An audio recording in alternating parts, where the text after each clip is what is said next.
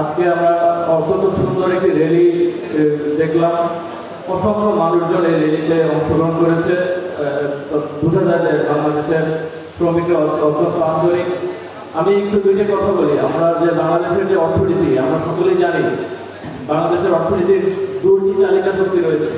একটি হচ্ছে আমাদের যারা গার্মেন্টস শ্রমিক রয়েছে, তারা আমাদের দেশের অর্থনীতিকে সফল রেখেছে। আরেকটি মূল চালিকা শক্তি হচ্ছে আমাদের দেশ থেকে যারা বিদেশে গিয়েছে, বিভিন্ন দেশে যায়, যারা আমাদের দেশে রেমিটেন্স পাঠায়, এই রেমিটেন্স যোদ্ধারা। এই যে দুই ধরনের শ্রমিকরা, একটা হচ্ছে দেশের ভিতরের শ্রমিকরা এবং দেশের বাইরের শ্রমিকরা, তারাই কিন্তু আমাদের দেশের অর্থনীতিকে সচল রেখেছে। এজন্য বাংলাদেশ সরকার সবসময়, বা আমরা যারা সরকারি চাকরিজীবী, আমরা সবসময় শ্রমিকদের প্রতি চিরকৃতজ্ঞ থাকি।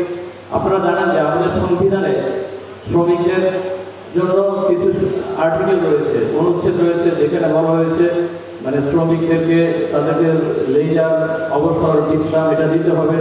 তাদেরকে ফোর্সফুল, আরবিট্রারি এগুলো করা যাবে না। তাদেরকে বলপূর্বক শ্রম কাজে নিয়োজিত করা যাবে না। আমি একটা জিনিস খেয়াল করেছি যে আমি একটা বাসে গেলাম, দেখি বাসের যারা ড্রাইভার, তারা দীর্ঘ 15 থেকে 20 ঘন্টা তারা ড্রাইভ করে।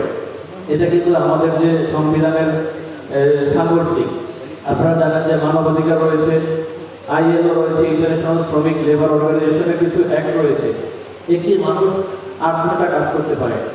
হ্যাঁ, আর আপনারা যারা গাড়ি চালান, একসাথে যদি 15-16 ঘন্টা গাড়ি চালায়, তাহলে যে কোনো একটা দুর্ঘটনা ঘটতে পারে। শ্রমিকদের জন্য অবশ্যই 8 ঘন্টার বেশি কাজের সুযোগ নেই।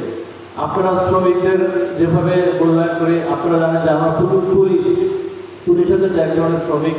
আমরাও কিন্তু 8 ঘন্টা থেকে 12 ঘন্টারও বেশি আমরা ডিউটি করি। তো শ্রমিক, পুলিশ, আমরা কিন্তু ভাই কাঁধে কাঁধ মিলে কাজ করবো। কোনো প্রতিপক্ষ ভাবার কোনো সুযোগ নেই।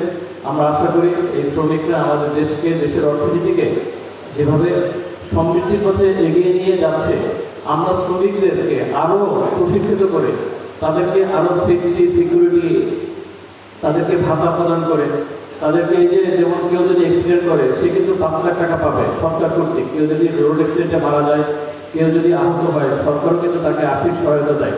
এই যে বিষয়গুলো সেন্সিটাইজ করা। আরেকটা জিনিস আপনারা বললেন যে শ্রমিকদের মধ্যে আমরা দেখেছি যে তারা অনেকে মাদকাসক্ত বা মাদকের একটি স্পট হয়, শ্রমিক বাস স্ট্যান্ড, এসব জায়গায়। এটা আসলে খুবই দুঃখজনক। আমি অনুরোধ করব যারা শ্রমিক নেতা রয়েছেন, যারা বাস মালিক সমিতি রয়েছেন, আমার একটি আশা যে যারা বিভিন্ন পদে, যেমন আমি এখন অতিরিক্ত পুলিশ সুপার, আমি যদি পুলিশ সুপার পদে পদোন্নতি হয়, আমার যেন লোক চেষ্টা করে। আমার একটা মানে বাংলাদেশের সরকার প্রধান এবং সকলের কাছে আমার একটা চাওয়া যে আমাদের সকল অঙ্গনে যদি যোগ টেস্ট চালু করে, ইভেন যারা রাজনৈতিক নেতৃবৃন্দ হবে, এখানকার যারা সামনে নির্বাচনে যারা প্রার্থী হবেন, সকলে যদি যোগ টেস্ট করে, তাহলে দেখতে যে বাংলাদেশটা মানে যোগ টেস্ট হবে। তো সবাই ভালো থাকবেন, এই আশীর্বাদ ব্যক্ত করে শ্রমিকদের প্রতি আমাদের সহমর্মিতা জ্ঞাপন করে আমার বক্তব্য এখানেই শেষ করছি। আসসালামু আলাইকুম।